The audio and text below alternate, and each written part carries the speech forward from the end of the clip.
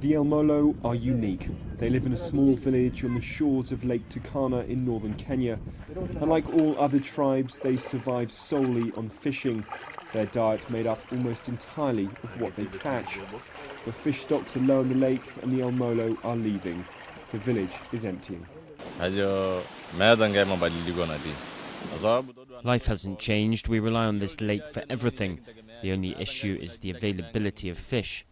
We now have to go far into the lake. Sometimes we catch some, other times we don't. The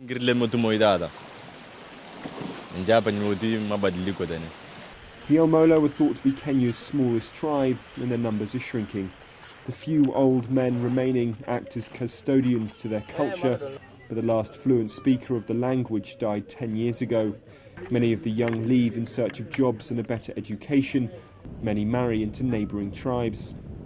Most El Molo have been converted to Christianity, but their ancient beliefs also remain. On the island opposite the village lie 4 temples, to the wind, to rain, to fertility and to hunting. Before it was banned, they would hunt hippo in the lake. The earrings the old men wear signify a successful trip. It will end because the young generation do not know how to hunt. We taught our children how to do it, but it is up to them to keep it going.